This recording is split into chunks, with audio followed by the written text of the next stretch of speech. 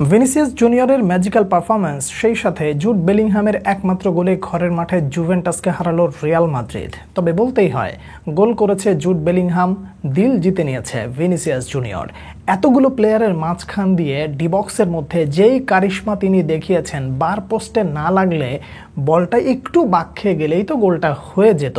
এবং যেই গোলটা জুড বেলিংহামের নামের পাশে যুক্ত রয়েছে, সেটা ভিনিসিয়াসের নামের পাশে যুক্ত হয়ে যেত। তবুও দিন শেষে যেহেতু ফুটবলটা দলীয় খেলা, যে কোনো একজন গোল করবে, পুরো দল জিতে যাবে, সেই সাথে আপনি এই মুহূর্তে যেমন খুশি আছেন, সারা বিশ্বের সমগ্র ফ্যানবেজ এভাবেই খুশি থেকে যায়। কথা হলো, রিয়াল মাদ্রিদ যেই ধরনের ফুটবল প্রথম হাফে আপনাকে উপহার দিয়েছে, ওই জায়গায় আপনি আসলে কতটুকু ফ্রাস্ট্রেটেড হয়েছেন সেটা হয়তো বা আমার জানা নেই। তবে একটা কথা বলতে হয়, প্রতিপক্ষ যখন আপনাকে পড়াশোনা করে আসে যে আপনাকে মিডে একেবারে ডিস্ট্রয় করে দিতে হবে, সেই জায়গাটায় জুভেন্টাস খুব ভালোভাবেই সফল ছিল।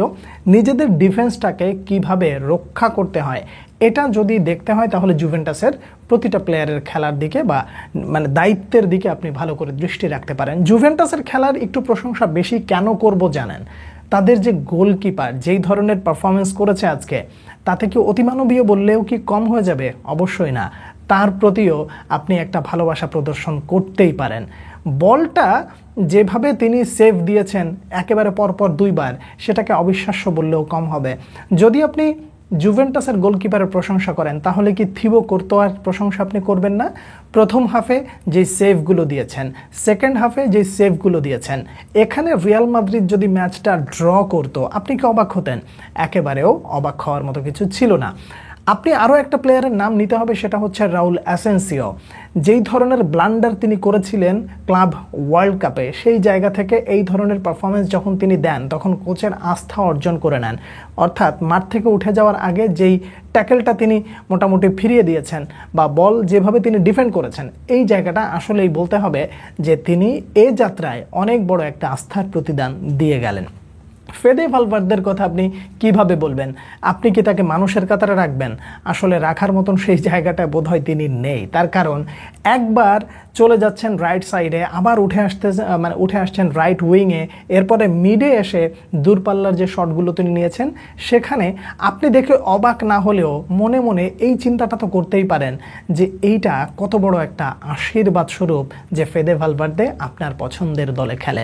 এইডার মিলিতাওয়ের কথা আর নতুন করে বলার কিছু নেই। ডিফেন্সে তিনি খুব ভালো সলিডিটি দেখিয়েছেন, দায়িত্বের প্রতি অবহেলা মোটেও করেননি। দল যখন গোল পাচ্ছিল না, তখন তার চেহারায় যেই উদাসীনতা ফুটে উঠেছিল যে গোল কেন হচ্ছে না, নিজে বারবার প্রতিপক্ষের ডিফেন্সে চলে যাচ্ছিলেন সেট পিস থেকে গোল আদায় করার জন্য, সেটা নিশ্চয়ই আপনার চোখে পড়েছে। চলে আসতে হয় ভিনিসিয়াসের কথা। কিভাবে বর্ণনা করবেন? পুরো ম্যাচে তিনি কোন জায়গাটায় নিজেকে মেলে ধরেননি, এই প্রশ্নটা করলে কি খুব বেশি ভুল হবে? জুভেন্টাস তার দিকে আলাদা নজর রেখেছিল। এক প্রকার বলা যায় যে তাদের উইং পজিশনে যারা থাকে, তারা এসেও ভিনিসিয়াস জুনিয়রকে মোটামুটি ট্যাকেল করেছে, কিন্তু সব ট্যাকেল ভিনিসিয়াস তো আসলে পাত্তা দেন না বা তোয়াক্কাও করেন না। যখন তার দিন হয়, তখন সে দুই পায়ে সমস্ত সমালোচনার জবাব দিয়ে দেয়।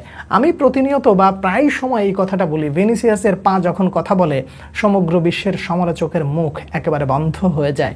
এই ম্যাচের নায়ক যদি আপনি জুড বেলিংহামকে বলেন, তাহলে আমি বলবো এই ম্যাচের নায়ক আরও একজন আছেন, সেটা হচ্ছেন থিবো কোর্তোয়ার সাথে হচ্ছে ভিনিসিয়াস জুনিয়র। এই দুজন বা এই তিনজনের কথার পরে আপনি কি আর্দা গুলারকে ফেলে দিতে পারবেন? অবশ্যই না। আর্দা গুলারকে গত সিজনে আপনারা অবশ্যই দেখেননি মাঠে খুব সেইভাবে পারফর্ম করতে, কিন্তু এই সিজনে তিনি যেটা দেখাচ্ছেন, সেটাকে অবিশ্বাস্য বললেও কম হবে। ব্রাহিম দিয়াজকে শুরুর একাদশে দেখাটা আসলে আমাদের জন্য এক প্রকার সৌভাগ্য বলা যায়। সবসময় মাঠে নামার সুযোগ পান না, কিন্তু যখন সুযোগ পান, তখন তিনি নিজের সর্বোচ্চটুকু যে দিয়ে দিতে পারেন, সেটা আর বলার অপেক্ষা রাখে না। একটা আফসোসের কথা আপনি বলতে পারেন, রদ্রিগোকে কেন নামানো হলো না।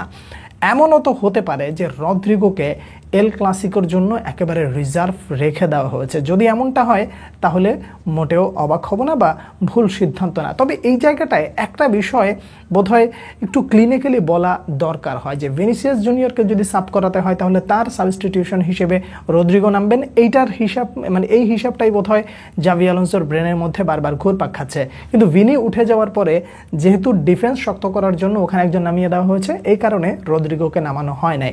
তবে মাস্তানতুনুর জায়গায় জায়গায় রদ্রিগোকে নামালে বোধহয় খুব একটা ক্ষতি হতো না, তার কারণ জাভি আলোনসো রিয়াল মাদ্রিদে আসার আগে রদ্রিগো কিন্তু সবসময় এই রাইট সাইডটাই খেলেছেন।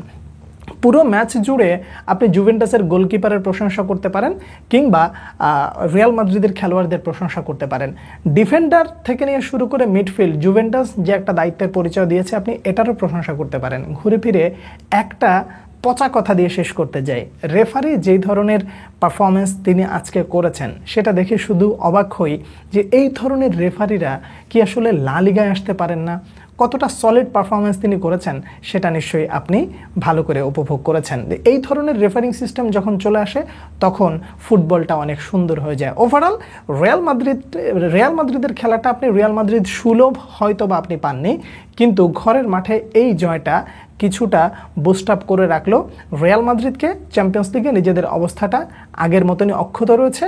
এখন অপেক্ষা এল ক্লাসিকোর। রিয়াল মাদ্রিদ যেভাবে ডিফেন্সে আগলে রেখেছে, হাইলাইন ডিফেন্সে অর্থাৎ বার্সেলোনার হাইলাইন ডিফেন্সের বিপক্ষে রিয়াল মাদ্রিদ কতটা সফল হবে সেটাই দেখার অপেক্ষায় রইলাম। আজকে তাহলে এ পর্যন্ত জুভেন্টাসের বিপক্ষে রিয়াল মাদ্রিদের কিংবা রিয়াল মাদ্রিদের বিপক্ষে জুভেন্টাসের সবথেকে সেরা খেলোয়াড় কে ছিল আপনার কাছে জানতে চাইবো। পরবর্তী ভিডিওতে আবার আপনার সঙ্গে দেখা হচ্ছে, সে পর্যন্ত অনেক অনেক ভালো থাকবেন। আল্লাহ হাফেজ।